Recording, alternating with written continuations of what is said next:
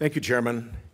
I can remember once when our Republican colleagues were so sensitive to regular order in the Senate that they were accusing the Affordable Care Act of being a cooked-up, closed-door deal, even when that wasn't even true. We had, in this very committee, we had 47 bipartisan hearings, meetings, roundtables, sessions. We considered 300 amendments. There were 160 Republican amendments adopted. We sat in that big conference room day after day after day, going through huge stacks of amendments. It looks like what's going to happen here is that the majority leader is going to call up the wretched House bill on the floor. If there is an amendment process, it will be a sham because all amendments will be stripped out because he will offer a complete replacement, which will be the secret Senate bill, the first chance anybody will have to see it. No amendments will then be in order, and they'll cram it through on a fixed vote, with only then the secret CBO score being provided, and then they'll go off to conference with the House, which did the original wretched bill, so it will obviously get even worse in conference with the House.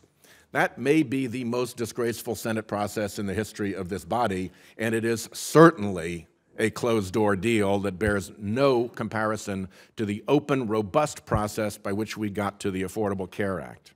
So let me just make that point. Let me ask the panel, where there is, in fact, competition among pharmaceuticals, how does the market tend to work?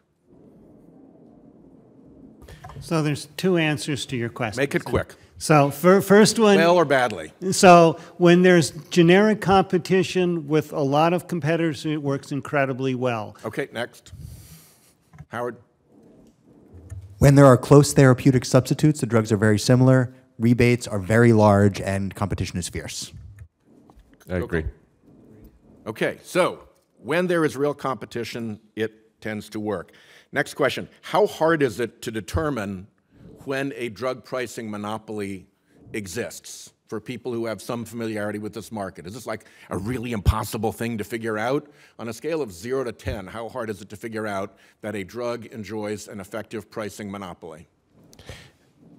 All brand drugs enjoy a pricing monopoly. Some have competition from other products. It's a little harder to tell when a generic has a monopoly, when it's the only product in the market, but not impossible. And you can tell there are some drugs that clearly do have a monopoly where monopoly rents can be extracted, correct? Yes. And that's visible. People can see that. Yes. Yep. Economists can look at it and say, yep, that's monopolistic behavior, correct? Correct. Correct. Okay. So what do we do as a country when we see that monopolistic behavior? Who steps in at that point and says, oh, wait a minute, that's a actually effective monopoly. We're going to have to do something about this pricing? Long pause because nobody does. And that takes me to Senator Sanders' point. As Senator Baldwin mentioned, the Credit Suisse just found that price increases have added $8.7 billion in net income to the companies that they analyzed. $8.7 billion in added net income. Well, also we have this wretched decision called Citizens United, which allows industries to come in and spend unlimited amounts of money on influence in Congress. So if you're making an extra $8.7 billion, how much money might it make sense to spend to try to exert influence in Congress?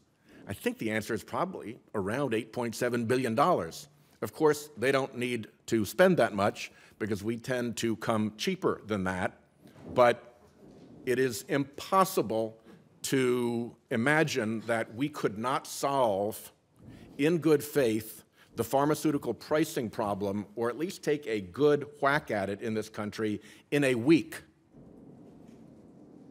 if it weren't for the special influence operations that control the Senate and control the House. And it's not just the unlimited money that we see spent.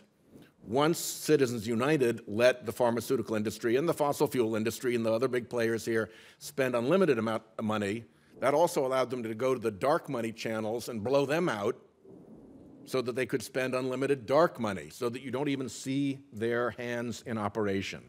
So I associate myself with the comments of Senator Murphy and Senator Baldwin and Senator Sanders and Senator Murray. This is a solvable problem, except for the fact that we're too in tow to big special interests. And look out for the special interest prizes buried in the secret Senate Republican health care bill.